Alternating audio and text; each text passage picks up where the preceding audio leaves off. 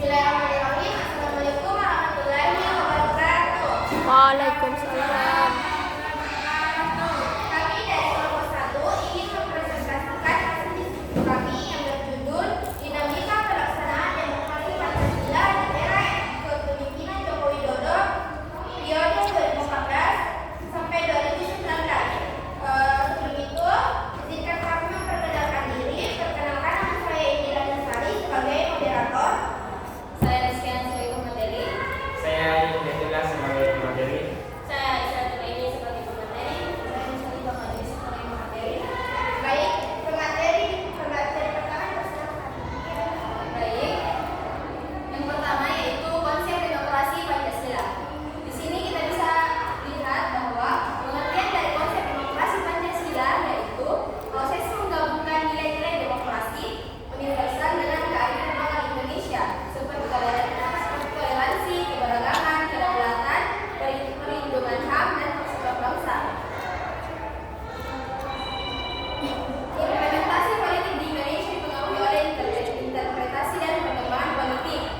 Dari tahun 2014 sampai 2019, pelaksanaan demokrasi di Indonesia di bawah pimpinan Presiden Joko Widodo menghasilkan banyak perubahan dalam bidang politik, sosial, ekonomi, dan budaya. Namun, demokrasi di Indonesia menghadapi banyak tantangan selama periode ini, terutama dalam hal sistem pemerintahan yang memungkinkan rakyat berpartisipasi dalam pengambilan keputusan. Tantangan yang dihadapi pada era ini salah satunya yaitu pelaksanaan demokrasi menghadapi kendala partisipasi rakyat dalam pengambilan keputusan, manipulasi informasi, dan ketidakadilan dalam proses pemilu. Selanjutnya saya kembalikan ke moderator. Baik, itulah tadi materi pertama. Materi kedua akan dibacakan oleh Ibu. Baik, selanjutnya yaitu tantangan dalam pemilu 2014.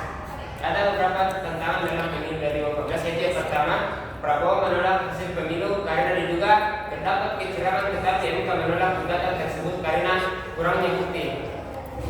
Pasangan Prabowo Hatta menolak hasil tersebut dengan beberapa alasan, yaitu adanya kecurangan, manipulasi suara, dan pelanggaran administrasi yang diklaim oleh pasangan Jokowi Yusuf Kalla yang terjadi di beberapa daerah. Namun, Mahkamah Konstitusi menolak setiap gugatan yang diajukan oleh pasangan Prabowo Hatta karena tidak ada bukti yang cukup kuat untuk mendukung tuduhan kecurangan pasangan Jokowi tersebut.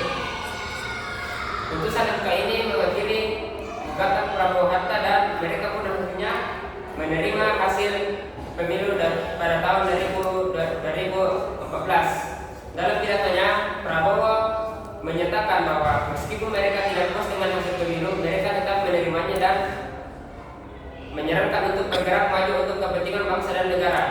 Selanjutnya yaitu beberapa warga negara Indonesia yang berada di luar negeri tidak dapat memberikan suara yang menyebabkan kurangnya partisipasi masyarakat dalam kegiatan demokrasi tersebut. Berdasarkan penelitian dan isu di sosial media, banyak warga negara Indonesia di luar negeri yang tidak bisa menggunakan hak pilihnya dan menyebabkan kurangnya partisipasi demokrasi. Sedangkan memberikan hak pilih kepada semua warga negara yang memenuhi syarat dan ketentuan yang diperlukan merupakan prinsip dasar demokrasi. Namun masih banyak warga negara Indonesia di luar negeri yang tidak mampu memberikan hak suara pada pemilu 2014 tersebut, sehingga WNI yang tinggal di luar negeri merasa terpinggirkan dan tidak diperhatikan dalam proses demokrasi negara. Baik, itu saja. Sekarang saya kembalikan ke moderator.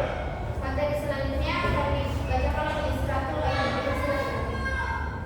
Selanjutnya yaitu penurunan nilai demokrasi. Nah, menurut The Economist Intelligence Unit, skor demokrasi Indonesia itu menurun di era Jokowi sejak